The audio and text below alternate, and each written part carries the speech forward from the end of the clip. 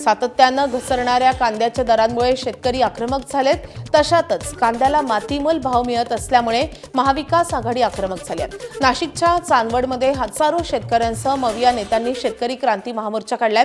यात काँग्रेसचे प्रदेशाध्यक्ष हर्षवर्धन सपकाळ, विधान परिषदेचे आमदार अंबादास दानवे आणि राष्ट्रवादीचे आमदार रोहित पवारांसह अनेक मोठे नेते सहभागी झाले होते. गळ्यात कांद्याच्या माळा आणि बैलगाडीवर बसून सरकारच्या धोरणाच्या विरोधात घोषणाबाजी करण्यात आली आहे. यातले काही आंदोलकांनी रस्त्यावर ठिय्या मांडून, इतर काहींनी टायर जाळून रास्ता रोकोचा प्रयत्न केलाय. यावेळी पोलिसांनी धाव घेत नेत्यांसह आंदोलकांना ताब्यात घेतलंय. कांदा उत्पादकांच्या या मोर्चातून विरोधकांनी सरकारवर निशाणा साधला आहे.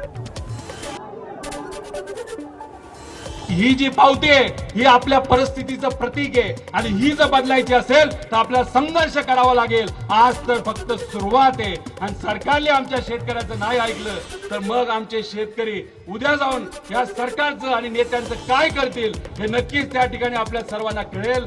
अरे तुम्ही कुंभमेळा करताय,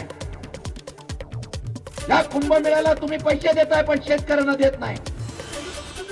या भाजपच्या असलेल्या पक्षामध्ये सर्वात जास्त